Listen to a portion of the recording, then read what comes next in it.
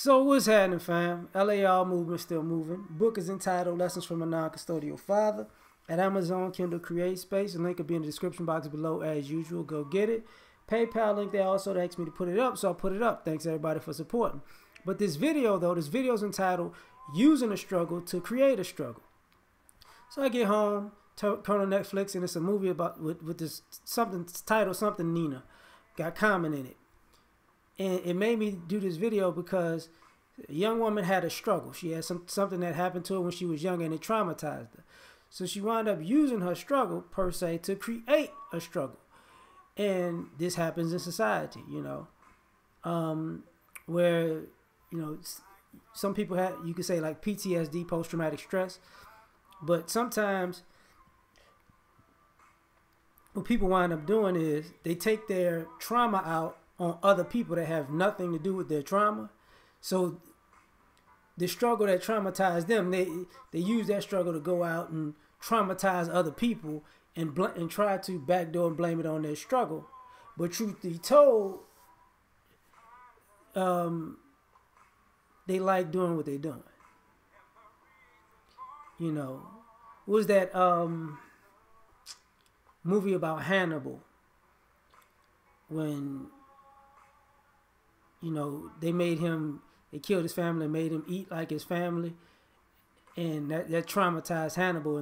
But one of the guys who was there basically told him, you liked it. You don't act like you didn't like it because you was licking the fingers to the bone. You liked what we did. You liked eating your family.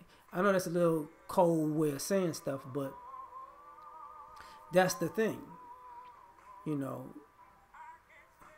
Something happened to you as a child, and now it's got you on the defensive, and since you're on the defensive, now you become a bully. But now you like bullying people, right? So now, if all else fails and the bullying catches up with you, because you're going to create a struggle by being a bully, and you're going to create conflict, and eventually somebody going to come for you. So when everything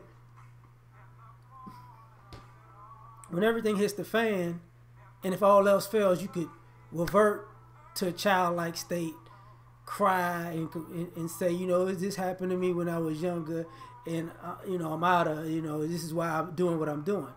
But there comes a certain point where nobody's trying to hear that. And it's messed up to say that, but it's the truth, because everybody has a issue. Everybody has a struggle. But, part of being an adult is not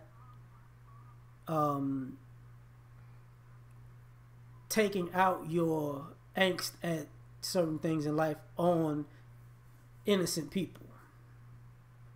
See, they don't know what's in your head. They don't know what you're thinking. They don't know what you've been through. But because you got up on the wrong side of the bed every day, and you feel like this is a way to, ruin a bunch of people's days, and then it's like, oh, okay, I get it. You want to start mess, fine. And now, that karma comes back on you, because it's like a twofold thing. You think, life dealt you a bad hand, so you're acting out. But then you think, you're not going to think that you're dealing yourself a bad hand by the way you're acting out with people who had nothing to do with your bad hand. That part is the part that doesn't register. And that's what I mean, like, there are people I know who, let's just say they had a rough upbringing. They had things happen that would scar anybody. It made them angry. And when they got big enough and strong enough to make sure nobody could put their hands on them, they went out into the public and became a nuisance. Some of those people are alive, some of them ain't. And the problem with that is,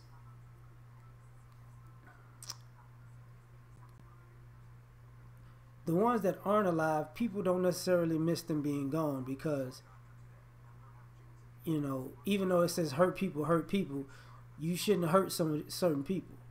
So your consequences are your consequences.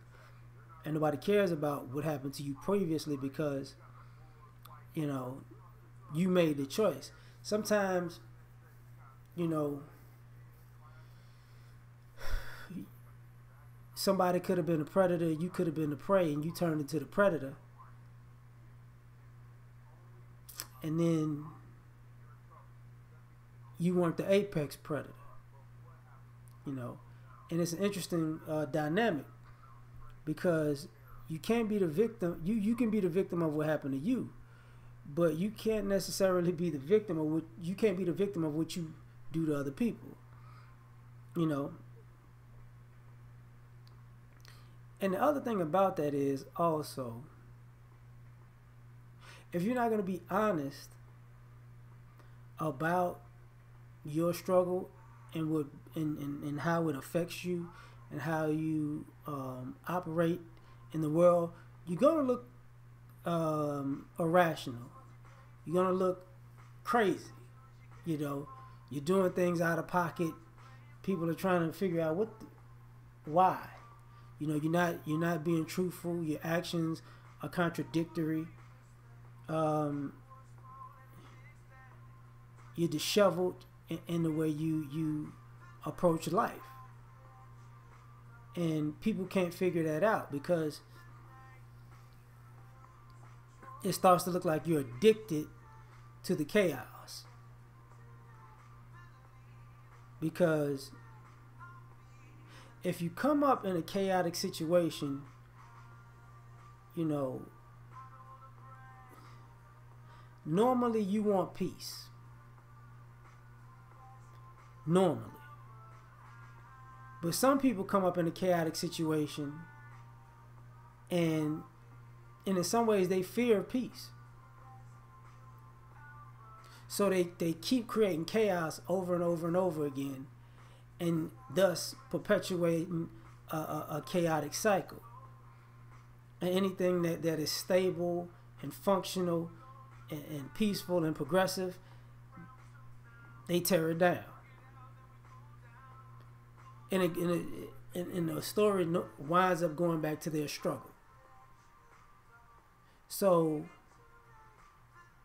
some people don't want to admit it, that, you know, okay, well, you like that struggle. You know, that struggle made you who you are, and you like being in this state. And they'll say, no, I don't like being like that. Well, you keep winding up right there. And they're like, well, you know, I don't know how to stop. Yeah, you do. Yeah, you do. You know, as you get older, people get addicted to cigarettes and alcohol and, you know, drugs, and they just can't stop. Now, when you're younger, I will say, your impulse control when you're younger is off. But as you age, your impulse becomes a choice. You know, well, if you're in a state in arrested development, you still have that childish, impulsive state. But adults are not going to view you as a child mentally. They're not going to view you in arrested development. They're going to view you as an adult by your age, and your actions are going to look ridiculous, no matter what your struggle was, because it's like, you know, your choices are choices at this point. They're not impulses, you know. And when your struggle creates a struggle, you want somebody to work with you through your struggle, but you don't want to work with you through your struggle. You just want to take your struggle, you know, national, global, international, just struggle. As O'Shea said, struggle mania, you know. You want to be the Hulk Hogan of struggle. You know, come here, brother. But this is the problem.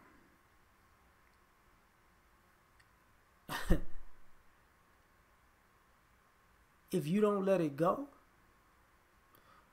or grow past it, or deal with it, ultimately it's going to leave you isolated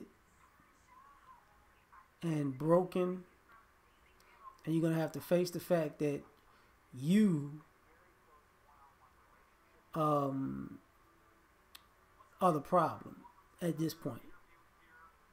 And you're going to have to look back at all the decisions you made, like, because some of those decisions wasn't based on your struggle. It was based on you just wanting to blow off steam for no reason at the wrong person. So I'm done with this one. Like, share, subscribe. Catch you on the next one. Peace.